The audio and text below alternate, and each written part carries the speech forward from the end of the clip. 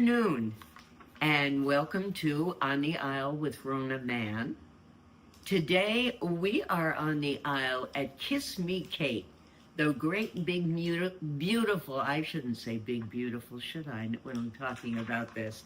The big, beautiful musical that the Granite Theater does every summer. And this is one that lasts for 4 long weekends, and it's something you're going to want to know about. You know, when you're driving in New England and you go across that border between New Hampshire and Maine, there's always a sign that says, the way life should be. Well, they should have a sign outside the theater during Kiss Me Kate saying, the way musicals used to be. Because that's what this is. This was first written in 1948, but I believe it wasn't actually staged till 52. But it was the golden age of musicals on Broadway.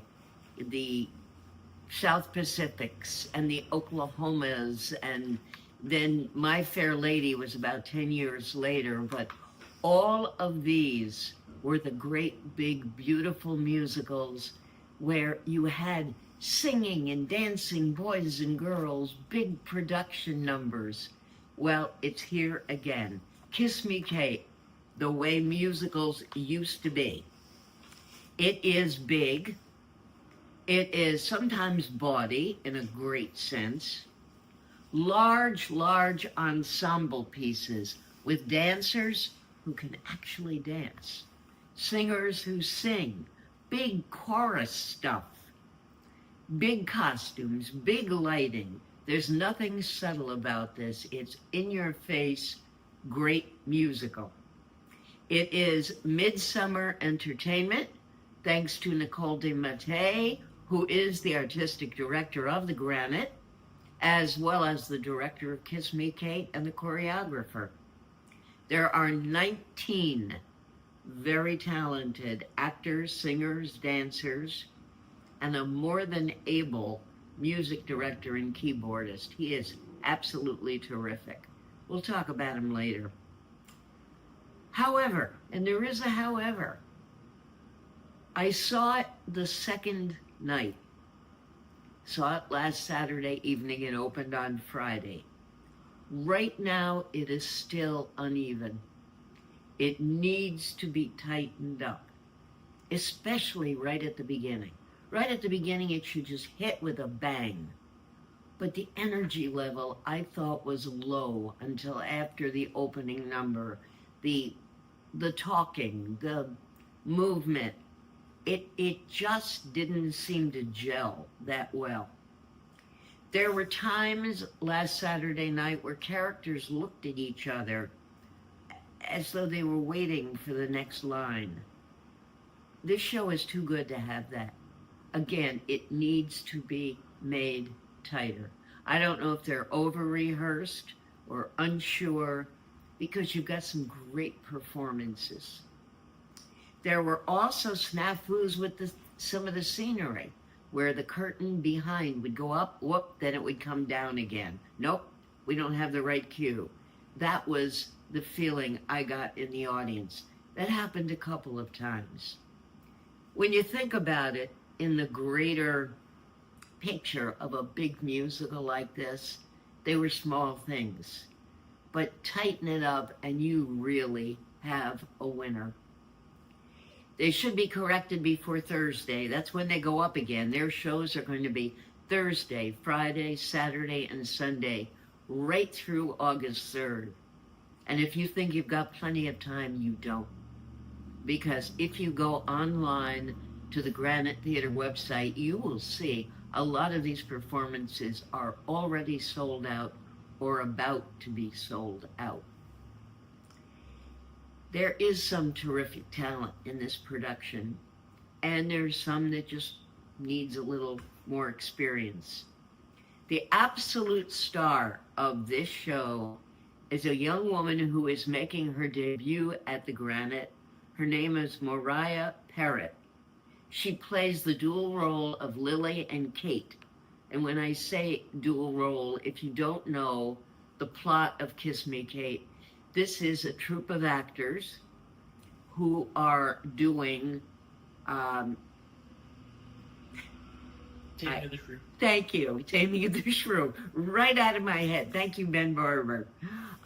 Yes, they are doing Taming of the Shrew, and of course, the main character in that is Kate, as in You Lie in Faith, or You Are Called Plain Kate. There is a voice that I've never heard at the Granite like this voice. This woman is fantastic, young woman. This will not be her last show there. She is right on pitch. More than anything, she has perfect diction. So many times we see musicals, people sing, and you have no idea what they're saying because the words all kind of jumble together. You get every emotion, every word, every vowel, every consonant. She is terrific. You just want her to keep singing.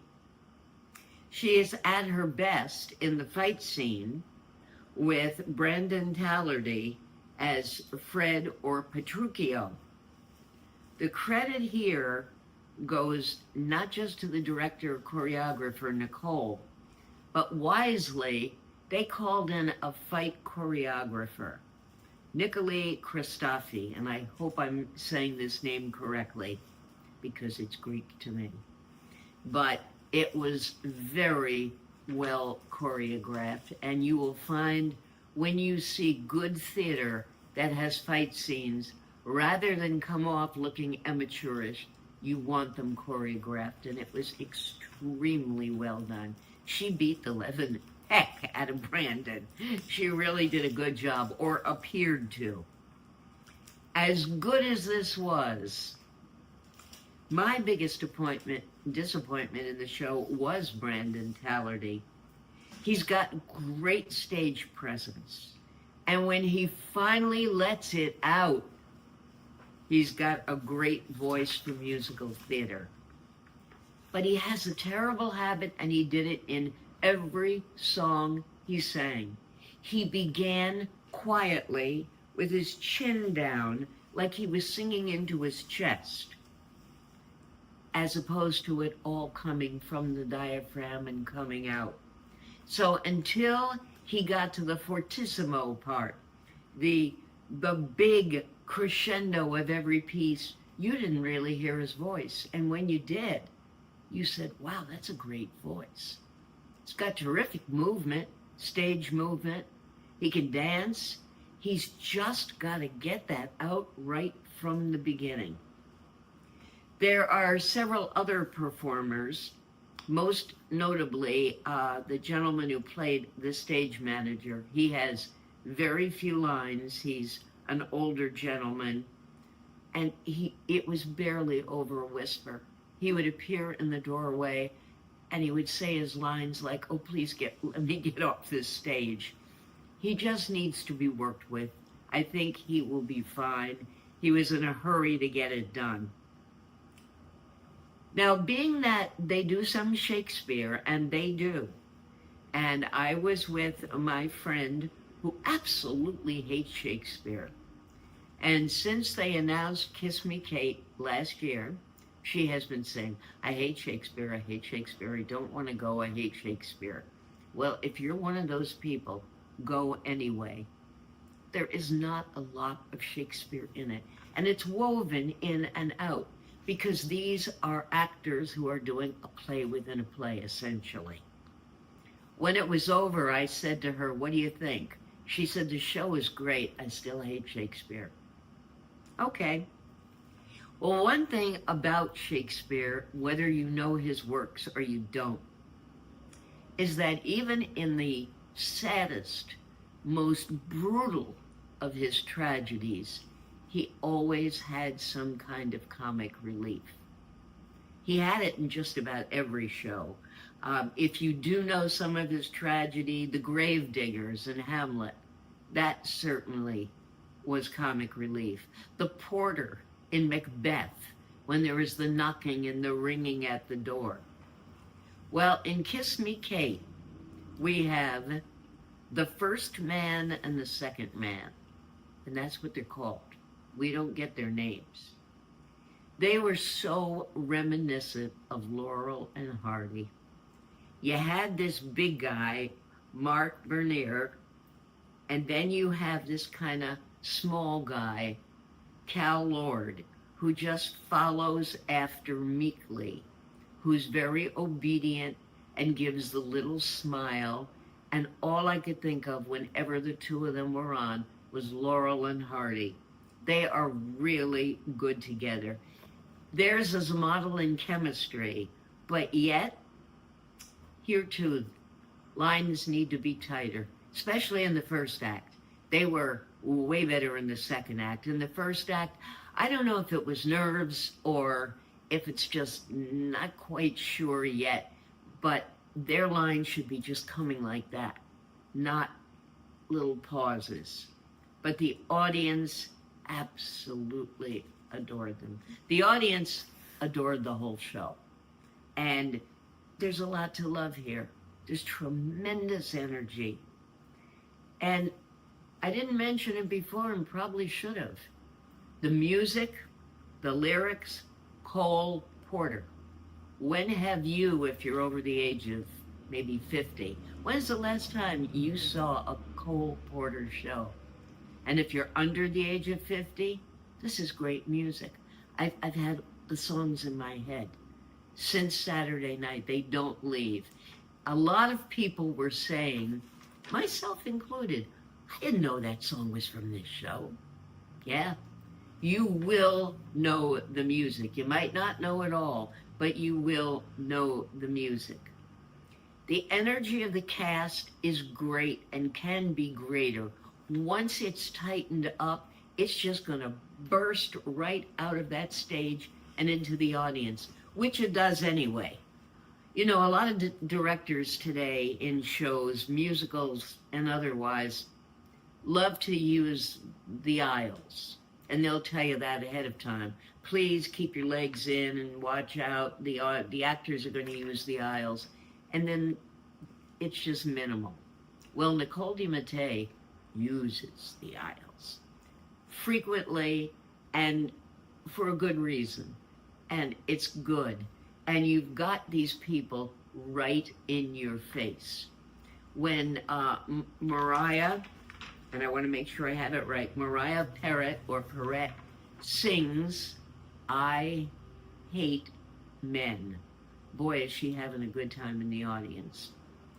We don't have too many Cole Porters anymore on Broadway. This guy wrote the lyrics and the music. Terrific. The outstanding keyboard work was done by the music director that I alluded to before, Patrick Barry. I kept looking, squinting through the screen that's in front of him so that he doesn't take away from the action. You're not watching him. I was sure there were other people back there with him. He makes you feel like there's an orchestra backing them up. It's just his work, and his work is excellent. So you've got music, you've got non-stop dancing, always the smiles. You've got to cast the smiles constantly. I don't think they were told, smile, smile, smile. I think they're just having such a damn good time. And it's very obvious. You can too. It's another winner from the Granite. It's a fine choice for a summer afternoon or evening. Yes, there are matinees, there are evening shows, there are some discounts. Go online or give them a call or stop in at the Granite. It's on through August 3rd, but it's selling out. Don't miss Kiss Me Kate.